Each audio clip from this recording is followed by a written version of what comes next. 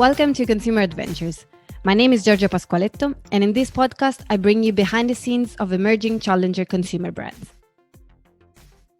Today with me, I have Alexander Petersen, CEO and co-founder at LAIBA Beverages, the award-winning ready-to-drink bottle cocktails crafted by a world-class mixologist. The company was founded and is based in Shanghai, and their luxury cocktails are served in hundreds of hotels, restaurants, and bars, as well as online directly to consumers internationally. So I'm actually very, very excited about today's interview. I have met Alex back in 2017 in Shanghai, and we were going to his parties in his flat at some events, trying out his products. I have amazing memories of those days. Thank you so much, Alex, for joining me today. Such a pleasure to have you. How are you? Thank you. Thank you for having me. Yeah, it's funny also to remember back to 2017, really the very beginning days of LAIBA. We started in the early days of 2017 to investigate and figure out our product and what we wanted to do. And early days of a business plan, we incorporated the company on the 2nd of August in 2017, and it's been quite a wild ride since then. So yeah, I'm doing well, thank you. Enjoying the sunshine here in Shanghai. That's awesome. There's a bit of sun here in London as well, which is great. So Alex, why don't we start by introducing a bit your product? So what's the concept, and can you tell us something more about your amazing cocktails? Yes, sure. So we started in 2017, originally founded by myself, from Denmark, and another Danish guy and an Irish guy. We then quickly brought on a partner mixologist, a guy called Michael Chen, his heritage is Chinese, but he's grown up in New Zealand and Australia. And yeah, we started looking at making craft cocktails, so premium, and in the space where we could deliver them in the same way that you'd expect to get a cocktail if you went to a really nice bar. Pretty early on, we started doing deliveries, home deliveries, and then we got more and more requests from the hotel space. And I think it has something to do with the fact that we had a lot of friends who work in the hotel space. But we decided to invest in developing a factory, or kind of co-investing in a small factory, and developing a product that we could wholesale and that had all licensing, and further on could export and be very heavy into the luxury hotel space, which was amazing for us, and it was going really well. And then of course with COVID coming, I'm sure you can imagine that hotels suddenly didn't have so many guests, and that also meant suddenly didn't order so many cocktails. So we had to kind of think new and say, okay, well, let's move ahead. Let's go back to also doing more home consumer. Let's do that even more now and push. So these days, the company is focused around still luxury hotels, doing quite well actually, home consumption. And one of the new and exciting things that we're doing is we're working with a lot of global airlines and cruise lines. Basically, it comes down to a few things: convenience, quality, and consistency. So whenever you get a LAIBA cocktail, it's always going to be exactly how Michael Chen intended it to taste like, and it's always going to be the same kind of drink. And then of course the quality is going to be the way we hope it to be, and it's just going to be convenient and easy, so people can do it at home. If you're in a hotel, in a mini bar, or down in the lobby bar, pool bar, whatever, restaurants, that's basically what we do. We provide handcraft cocktails anytime, anywhere. Sounds absolutely amazing. So I remember in 2017, actually, when we met, I think you were still at the home delivery stage. So yeah, the idea probably was basically a little bit for house parties and things like that. Is that correct? Yeah, so we had a lot of ambitions with moving into hotels, restaurants, and so on. We wanted it to be more. We didn't want to be a catering company, even though we kind of started that way. We simply, by the nature of being in China, the licensing and the regulatory environment is actually very strict. And so we needed a certain volume before we could get it done in a factory where you have much higher MOQs, which meant that we had to kind of start out a little bit. And it was very good because we were very close to the consumer, getting a lot of feedback, constantly tweaking and working around how to make the product better. And developing a good fan base, if you will, or loyal customers. And then slowly, as it became bigger and bigger, we were able to make that switch and provide factory produced, still very high quality cocktails, of course, even better when the volumes go up and the consistency goes up. And then that meant that we could export. We started selling in Thailand for, huge tourism market. At least it was in 2019, and they're still in lockdown now also. But also many other countries, Singapore, Hong Kong, and now we have. I mean, we're launching a ton of markets all the time, so it's really really exciting, and it's great. I'll give you a number. We're producing here in April 1 million cocktails, so not so small anymore. Yeah, our factory is running at full capacity in this month. Not to say that we're always running at full capacity, but we had so much new stuff come in that we're trying to ramp up and have a little bit of buffer as well.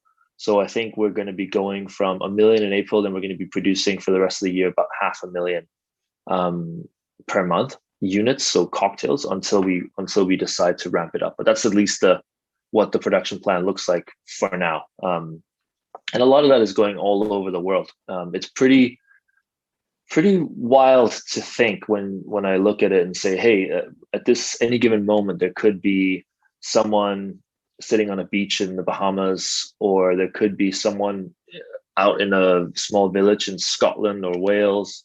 There's someone sitting in Thailand by the pool on a roof of a tall building. There's someone here in China. There's people having a gathering at home in London. All over, actually, already exactly we have that. people consuming it. It's something we started a few years ago. So when you're, I never thought that I would get into something like this, to be completely honest, but it was more of an opportunity and coincidence, and the passions of my co-founders as well, that we wound up doing this thing. And it's been so amazing to see. And this the idea of having a physical product and seeing people enjoy a physical product, and seeing something you created from scratch, didn't exist, suddenly be all over, and who don't know us, people are tagging us in their Instagram posts every single day. It's pretty surreal in many ways, and I'm really both proud of the team that we have. We're about 45 people now in the company, overall full-time staff and a lot of part-time, and yeah, everybody's just been working really hard to get where we are now. So it's really fantastic.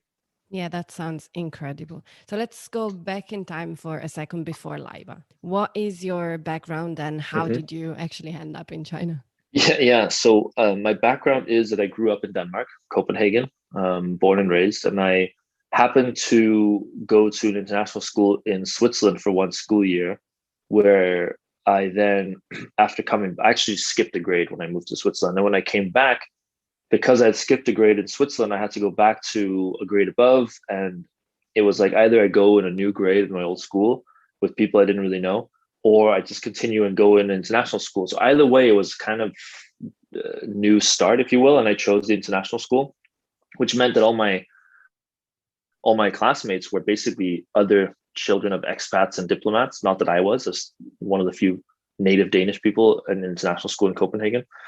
But that meant that when it came to graduation time, I also wanted to go abroad, just like many of them went. I don't know if you want to call it abroad or home, but not in Denmark. So I went to Vancouver, University of British Columbia, for 4 years for my Bachelor of Commerce, where I specialized in finance. So by education, I'm a finance guy, and I've since for fun actually done a CFA, and I have also done an MBA here in Shanghai in Chinese actually, but that's a completely separate thing, just to wrap up the education. And in Vancouver, there's so many Asian exchange students as well, and so many people who live there that are actually of Asian descent. So there's a huge focus on Asia. The Asian Studies program is really amazing at that school, and so by nature also there's a lot of partnership schools around Asia. One of which being the Shanghai Jiao Tong University in Shanghai. And so I did a summer program simply because I didn't want to do any more boring internships. So I'd done a couple internships in the summers between semesters, and wanted to do something that was still beneficial for my future career, something that was interesting and something where I could learn and it looked good on my resume, but I just didn't want to sit and be an intern. I had done that, so I didn't know that it would really benefit me so much. So I did the Shanghai summer program, and that's really where it all started. I fell in love with Shanghai. I decided to study Chinese 101, 102 when I came back to university for my last year. And then after I graduated from university, I just thought, why go back to little Denmark and try and find a job? Why not just try and see if I can make it work? I'll go to China for a year, I'll study Chinese, and maybe some opportunities will come up, and who knows. And so that was the original idea with moving to China. Before I even moved, I met the founder of an IT startup. It was kind of like a summer mixer thing, and I get to talk to this guy, and I was telling him, hey, I want to move to Shanghai. I already speak Chinese. I told him I literally had a very basic Chinese, and I just said, oh yeah, I studied business, I speak Chinese. I'm newly graduated and single, so no kids, no, don't need to go to school. So everything that he's hearing is like, oh, here's a guy who wants to go already. I don't need to convince him, and he's cheap and fresh and whatever, speaks Chinese and eager, full of energy. Probably very inexperienced, green, and ready to make a lot of mistakes too. But he was willing to make a gamble, and he actually hired me on a 6-month contract to set up the China office for his IT company. So they were having a lot of issues getting their products into China because of concerns around spyware or whatever. They were selling IT hardware, so different computers, servers, lots of different IT equipment where they pre-installed software based on corporate kind of enterprise clients' needs. But I'm sure you can imagine, if you take something that's made in China, send it to Europe, and then you install a bunch of software on it, and then you send it back to China, that gets flagged. They're saying, hey, we don't like this. Yeah. So they were having a lot of trouble with the branches in China were in need urgently of a local setup. And so just to my luck, I met him when he was having troubles with China and said, hey, if you want, I'll solve that problem for you.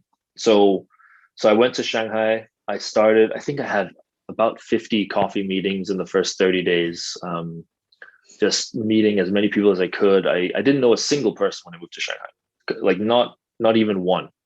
And I went on LinkedIn and I started contacting other Danish people. I started contacting entrepreneurs and business people, and just really reaching out to hundreds of people and connecting with as many people as I could, just so that even if they would accept my friend request on LinkedIn but not respond to my comment, at least the next person would think that I was friends with this person and maybe they would respond to my comment. So I really went all out on this kind of approach to networking. Got involved with Danish Chamber of Commerce, was helping arrange events and so on. They eventually asked me to be the president of that for a few years.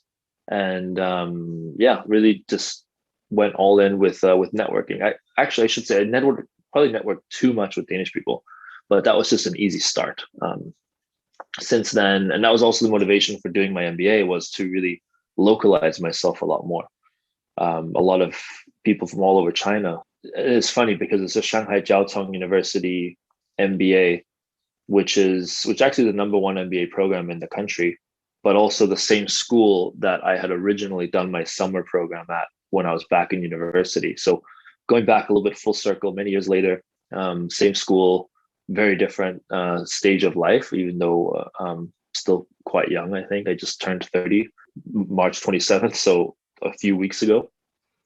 But yeah, that's the story of coming to China. I've been here 8 years now. So I was going to be here for 1 year. Now it's 8. So who knows how long I'll actually end up being here. Yeah. Absolutely. Yeah. And you moved to China to establish someone else's company, and you ended up establishing your own as well. So yeah, I did both. So the first one is still running and very successful. They just got a new majority investment globally, so the founder is very happy, and I think that successful China business was a little bit of a help that he solved those problems. So I hope that I helped him out in that way. I know that they've been very successful since I also moved on to do my own thing. So yeah, I've set up 2 companies now in China. So that's amazing, and you're just 30. Delayed happy birthday, by the way. Thank you. So I'm assuming by now you're completely fluent in Chinese as well. I remember one of your co-founders, actually, Mark. If I'm not wrong, he was living in China for even longer. Like he was there when he was a kid. Yeah. but Yeah, it's been around in a 22 good years time. now for him. Wow, that's great. Yeah, And yeah, he's Irish. Maybe we should say this originally. yeah. So yeah, Well, his no, family moved to Beijing when he was quite young, so he essentially grew up. I think he was 11 years old when they moved to China, and then he ended up actually they were going to go to international school, but his parents thought it might be better. So in the morning when thought they were going off to international school where they already had a few friends and were excited to go, they were like, actually you're going to a local Chinese school instead, which was no. quite the shock. But I think looking back, him and his brothers are quite happy about it because it gave them this amazing foundation of completely fluent Chinese, and yeah, it's pretty amazing. So my Chinese is, yeah, it's pretty good. I read and write, and we have many colleagues that don't speak English, so I'm speaking Chinese every day. Yeah, and I really like what you mentioned that you really got localized. I think is really Hmm. important if you live in China. You have to. You have to. Of course, there's examples of people who've done it without, but it just gets really difficult. And suddenly, if you want to build a business, especially, you are suddenly requiring everybody to speak English to work for you. It doesn't really make much sense, I think. And if you need to have a specific job role, someone fill that role, do you want someone that's good at that, or do you want someone that's good at English? Because I would rather have someone that's just good at that and has been doing that, and their education isn't Sure. a language education in English. I want them to be, an accountant or procurement person or whatever it might be, right? But a little Chinese even goes a long way, and a lot of Chinese goes even further. So definitely worth the effort. For sure. Not just with your team, but also with suppliers, I can imagine, and all other Hmm. Hmm. actors Yeah. involved. No, for sure. I know the Yeah. team aspect is very important in this project. So in LAIBA Beverages, your co-founders, Mark and Lars, are two good Hmm. friends of yours. Yeah. How was it to start the company with two good friends? I mean, founding a cocktail business with your friends, to me, sounds like the dream project. Yeah. Yeah.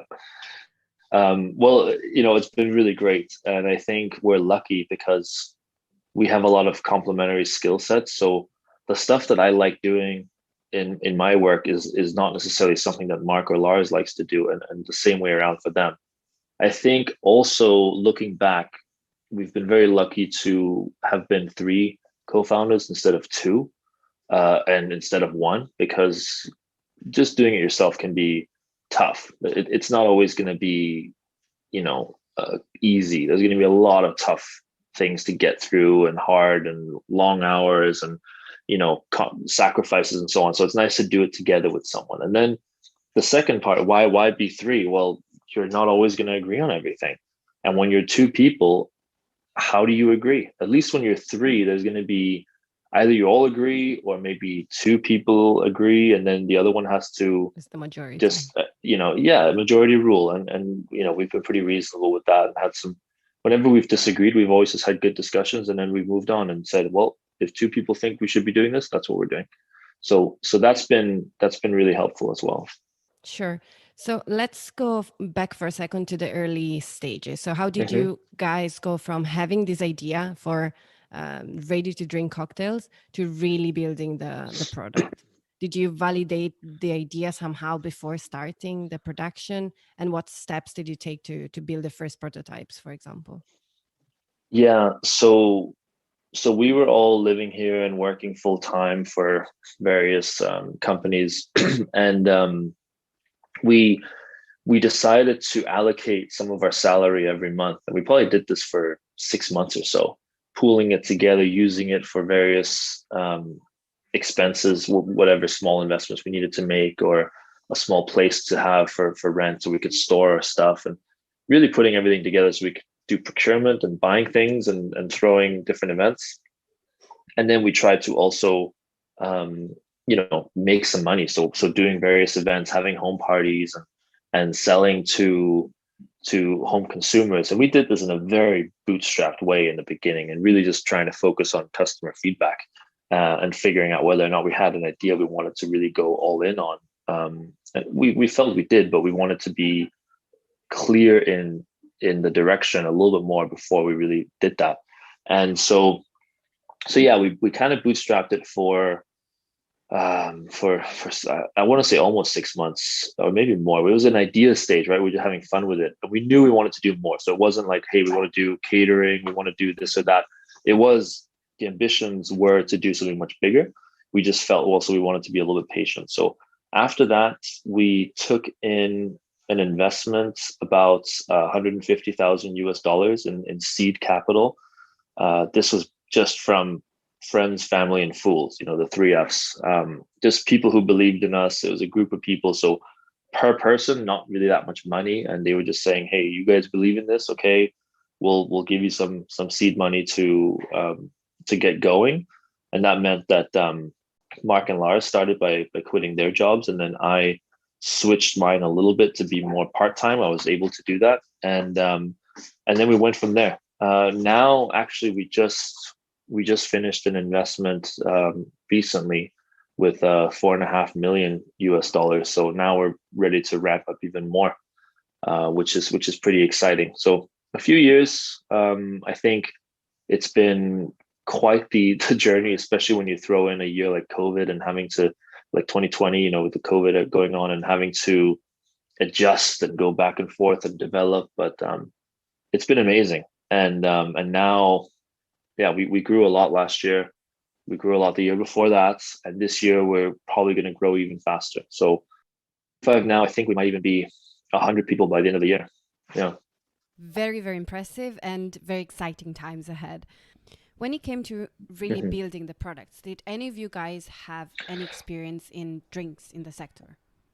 So Mark, who started out he was designated as a sales guy because he came from sales and he was selling whiskey and beer. So he had experience with beverage sales and he had a big network of potential clients for these new products we wanted to make.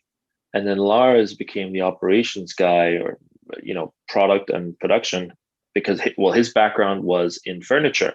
So he's been going around to Chinese factories. Furniture is very different from drinks. And yet there's much overlap when it comes to suppliers in China, how to source, quality control, what kind of loopholes your producers or suppliers or whatever trying to jump through. And having that experience, he had many years, I think 5 or 6 years of experience with that. And that was really helpful as well. So we basically we knew what we wanted to get, and we went on a tour around different places, visiting different factories, a lot of baijiu factories. So unfortunately, also a lot of baijiu drinking. And we also used different apps, local apps. There's one called Chi Cha Cha, which is one where you can search and investigate every business. It's all in public record. So you can search by their business scope, their license. Do they have any kind of criminal activity, or what's the scale of their business, the registered capital? Who are the legal representatives and the directors? All kinds of information is actually public.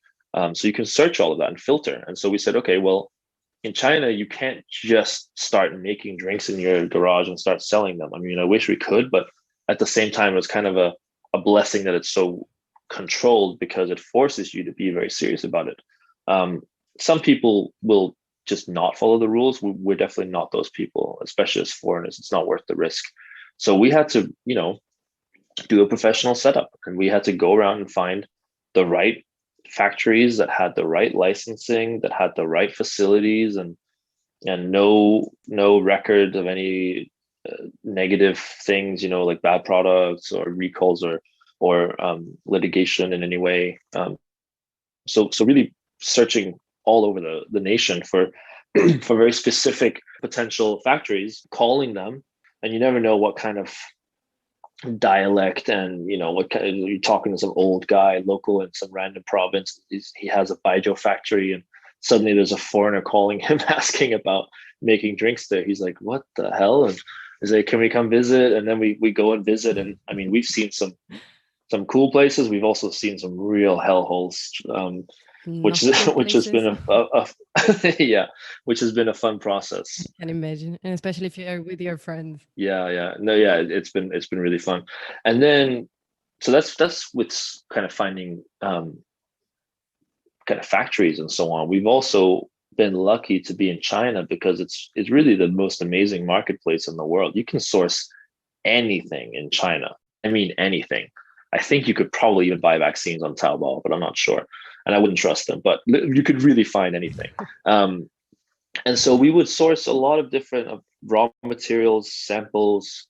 Because it's in China, you don't need to ship it to Europe or America, whatever. So we can buy single units of whatever sample, for €1, and it can arrive tomorrow. And so when you're doing this rapid iteration and product development, that's really a huge advantage. We could source hundreds of different parts and things and tests and whatever at a very small budget. So we started doing that. We, really wanted to be, you have to find the right fit for quality and cost and reliable suppliers, and also again using that app Chi Cha Cha to double check, like do our background checks and due diligence on the suppliers, and making sure that when they sent us something, that this also was something that was produced with the right license. And even in the government registry, sometimes you find it like, oh yeah, they have the license. You look at the license, it expired 10 years ago. They're like, I don't know. I don't know if I feel comfortable buying from that supplier. So you have to do all these things. Otherwise, later on, it becomes a huge issue. If suddenly, the paperwork that we have here is it's a lot of cabinets with a lot of paperwork for every supplier, every production, every single export batch. It's stacks and stacks of paper, which is pretty unfortunate. I think it's not, I wish it was all digital, but it's still been, this marketplace and doing everything here has been both good and bad. And with developing the product, you just got to keep iterating. I think you could probably claim to be one of the early guinea pigs because we're doing these early tests and like home parties and doing catering for different things. Okay, that served its purpose to generate a little bit of cash so that we could pay for the supplies that we used and some other things that we wanted to invest in and pay, so we didn't have to put too much from our own salaries. But at the same time, it's real consumers that we can talk to, interact with, take notes from. It's not super scalable, but it didn't need to be. We weren't trying to scale that part. We were just trying to see what people thought. Expats in China, local Chinese in China, corporates in China, hotels in China, whatever. We just wanted to gather information all the time, as much as possible. From our side, I think you can remember our very good feedback on the skinny drinks. Used to really, really like those ones. So you mentioned a little bit of the markets that you are currently selling to, especially in Europe. What's the plan and what's the experience? So the first market in Europe, UK. So, I don't know if UK is not really Europe. We started in the UK in December, and we had a very good December, especially for launch month. We did quite well. And then we didn't know what to expect from January, and we didn't know what to expect from February, but we actually did even better in January than we did in December. And then we did really, really well in February. So it started really taking off in a huge way. And we just didn't have enough products in UK. So we had sent products to Germany as well, which is going to be our central hub for Europe. And we had to reroute it to UK because we were just selling out of everything. And we even had to fly in some products sometimes, which is, it hurts to pay the bill of the shipping company when you're flying pallets of, glass bottle cocktails to UK. But it's a trade-off. It costs more in lost gross profit than the shipping fee of sending them and not being out of stock. And it costs even more if you're thinking, a lot of consumers that are getting excited by it. We had a high repurchase rate as well, and then you come in and boom, it's all out of stock. It's not really a good experience, right? So are those people going to come back? Who knows? So it's been really good. It's not been without its challenges, of course, and especially with us having to figure out how much stock we need for market. It's you just have to explore. But now we're producing a ton and we're sending it over. So we're starting also in a couple of months in Germany, Switzerland, Denmark. And then we have a handful of other markets coming online in Europe before the end of the year, Italy also being one of them. And we are now already also in Japan, and we have product on the way to Australia. Singapore, Hong Kong, big markets for us as well. Of course, China, our home market, which is a huge market. And so yeah, we're expanding rapidly. Thailand, we wish was better, but it's complete lockdown, so it still moves to like local staycations and boat trips and various restaurants and so on. But it's nowhere near what we had expected. Vietnam is coming online. Indonesia is coming online. Almost too many. And we're expanding very fast, and it's a very deliberate, well thought out kind of expansion plan. Also, our team is constantly monitoring and working around the clock really hard and making sure everything goes smoothly with all these new markets that are coming online. But it's exciting. I mean, the culture, everybody's having fun. It's super exciting. We're all trying to build the global leader in ready to drink cocktails, premium, I should say. And it's fun, right? You said it earlier. You couldn't think of a better job than starting a cocktail company with your friends. And that's how I feel as well. And in here in Europe, are you selling B2C or also B2B? Yeah, so we already have a few hotel accounts in London. We've actually, because of the B2C that we're doing, we get a lot of inbound leads for B2B as well. We just started with a distributor in London. We wanted to do more B2B in December and January and February, but because we barely had enough stock to sell B2C, and obviously B2C, the selling price is much higher. So anything we take away from inventory of B2C and sell B2B is just a huge compromise on revenue. So we had to say, okay, well, we don't want to be out of stock, but if we haven't launched the B2B yet, we're technically not, we just haven't launched yet. We're not out of stock. So we just delayed the launch on the B2B a little bit, and we're doing that now. So we have a lot of different accounts coming online. Pubs in Wales, ramen shop, kind of like upscale, funky ramen shops, restaurants all over, hotels. There's so much stuff, and actually, all of these are just things that have come in. So they've gone to our website and made a request and wants to start with LAIBA. So that's been fantastic. So we're really excited about the whole European launch, and UK is going to be a key market for us. We actually have an office in Shoreditch now, a decently large-sized office with a big rooftop terrace. There's right now 8 people sitting in that office. Exactly, ready, yeah. And little known secret is all of our offices have speakeasy bars. So if you go and visit them, you need to ask that they're going to serve you a drink in the speakeasy bar. Tell them I sent you. Yeah, I certainly will. Yeah, it's a fun little gimmick, right? And we have these small. We have, the offices are not huge. We don't need them to be, but kind of like 20, 25 people in an office. So that's kind of what Shanghai looks like now. That's what UK is going to look like. That's what Singapore is going to look like as well. That one's even smaller than UK, but coming together. And then we have a lot of people working from home in various places, 5 people in the Philippines, 2 in Mexico, 1 in the Netherlands, kind of, yeah, all over. And with the physical offices, it's just more fun, right? It's about the culture. It's about being a creative workplace. It's about having that ability to invite customers over and just take them into through the secret door. In Shanghai, it's a vending machine, like a fake vending machine that you have to open on the side and go through the curtains, and you come into this full-on speakeasy bar. Super fun. So we use that for live streaming.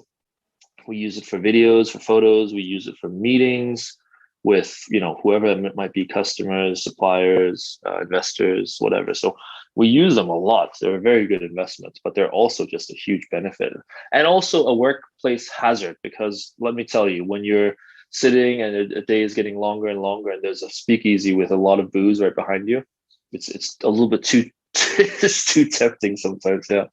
So I was thinking, yeah, no, for sure. That's amazing. Can I ask you, Alex, did you always know that you wanted to start your own company? You kind of mentioned that you didn't expect to end up in something like this, but was it in your mind for quite some time? Yes, I'm pretty certain. I'm pretty sure I always wanted to start my own company. I am also certain I had never thought I'd do an F&B company. That just wasn't something. I don't have any background in it. I've never been a bartender, an mixologist. And thankfully we brought on Michael Chen very early on, so I don't need to be. And the beauty of having a pre-batched is that I can also make good drinks now, and I don't have any training.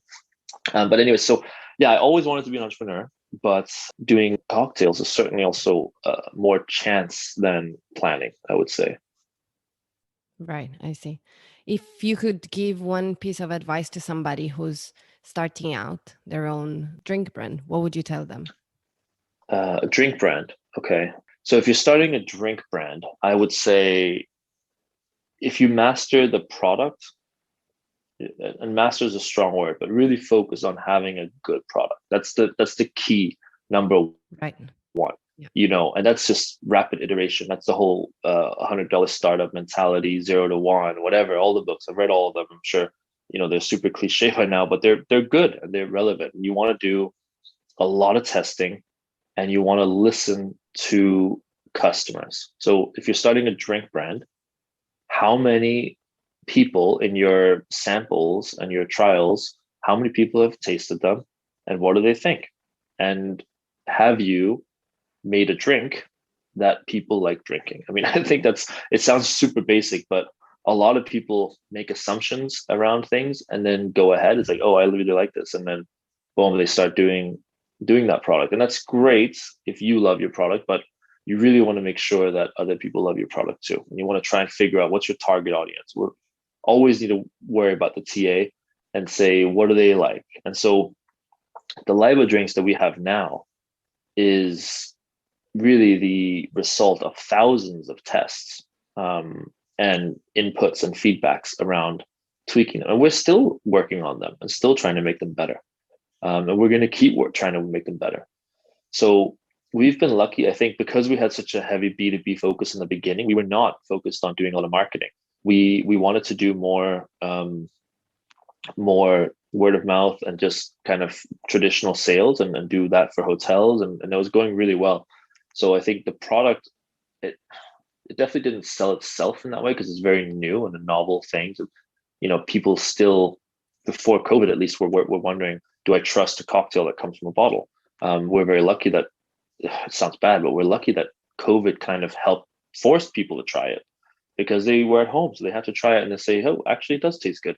But that's the second part to it. So first, yeah, have a good product. And secondly, marketing is so important. So if you're trying to start a brand, so I think drink brand, yes, you need to have a good drink. Starting a brand, you need to be good at marketing.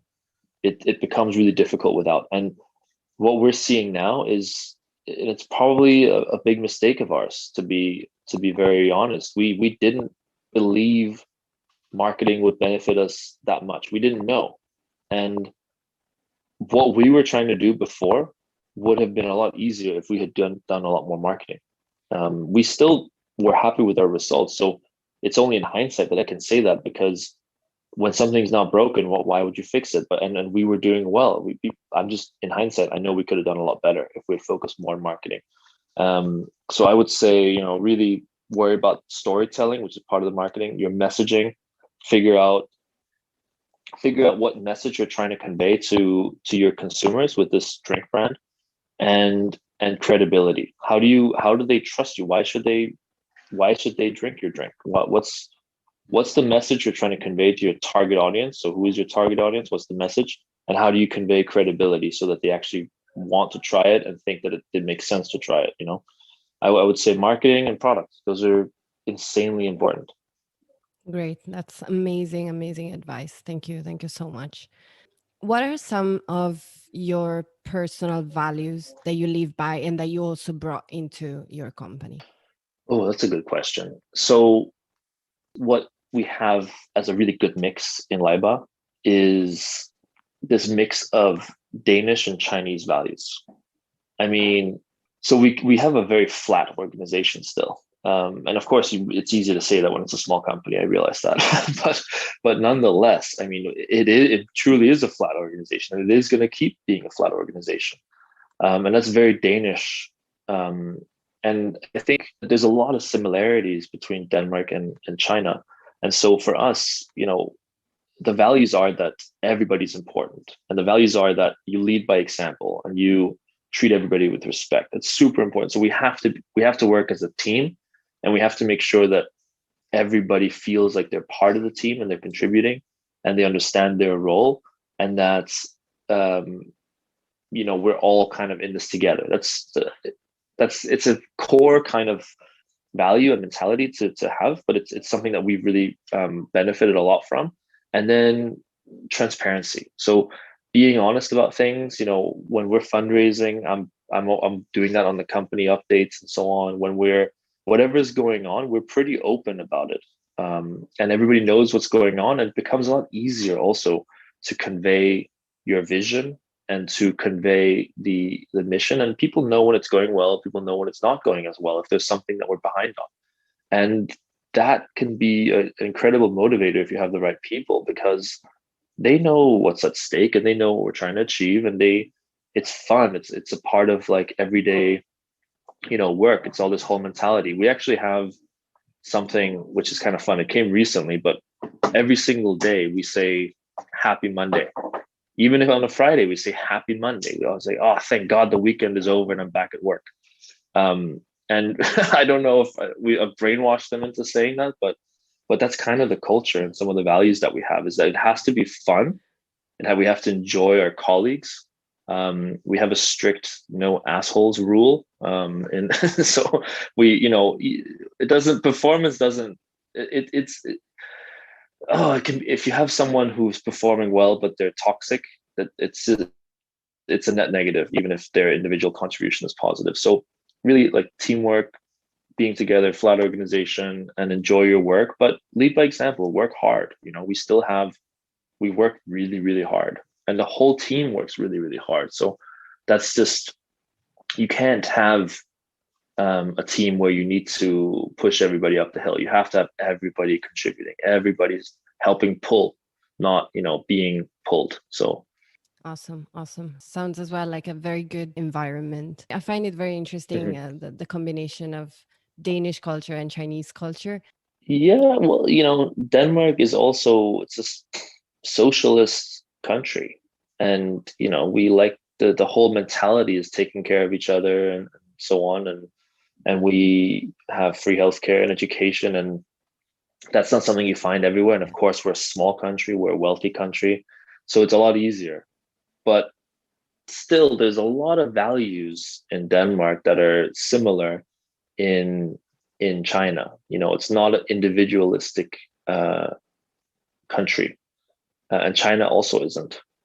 One last question, Alex. In your experience so far, what does it take for an entrepreneur to run a successful business? Grit, hard work, persistence, confidence. I think you just really have to believe, and then you even have to be a little bit crazy, so that when things are not going well, you still believe. I've always believed. Things have not always gone well, and that's just how it is. And I think when you really go deep on many different companies, they've not always gone well, of course, and they're never going to keep always going well. So you have to have a certain level of thick skin. I think one of the important things I've realized recently as well is the ability to compartmentalize things.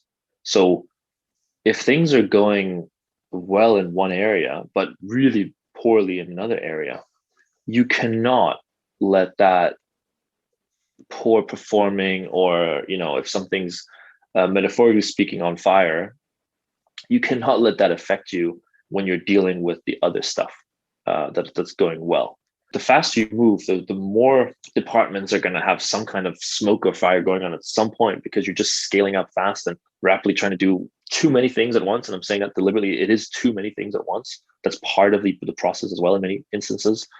And it's important that if you're talking to investors, or if you're talking to sales, or if you're talking to operations, or whatever it is, you need to be able to compartmentalize the different aspects and be zoned in at the task and the work in front of you. So if you're working on sales or working on product, that's what you're doing when you're doing that. And with that team, that's what you're doing. And you're putting your best face forward, and you're not saying, oh shit, I can't stop thinking about this other thing that is stressing me out. Hard work and a little bit of a healthy craziness, if that makes sense. I like that. I like that a lot. This was amazing, Alex. Thank you so, so much. It was really fun. I loved it. You guys are doing so, so well. And it was very inspiring to hear your story. And it brought back so many nice memories. I want to go back to Shanghai now. Please, yes, you're always welcome. So thank you so much for doing this and inviting me on. Yeah, my pleasure. So if our listeners want to get in touch with you in LAIBA, where can they find you? Searching LAIBA Beverages on most platforms, whether that's Instagram or whether it's just searching Google, our website will come up. Our website does have ways to get in touch. Also, yeah, I think it's pretty easy if you search LAIBA Beverages on either Google or Instagram to get in touch and writing to us. There's going to be someone who's going to be responding. I do see most of this, maybe not Instagram, but website inquiries and so on. I do get reports on that and see if anything's kind of addressed to me. I'll be notified. So that's a good way to get in touch. LinkedIn as well. I'm on LinkedIn and I get a lot of requests, so I don't accept a lot of them, but I think I'm quite good at giving the benefit of the doubt. Also, if it's someone that has an actual, request or says, "Hey, I saw you on this podcast, I heard you here," or such and such, or this. If it's a real person with a real request, I'm usually always open to having a little conversation or saying hi. That's awesome. Thanks again, Alex. Thank you. Thank you, Georgia. And thank you, everybody, for listening. I'll see you in the next episode.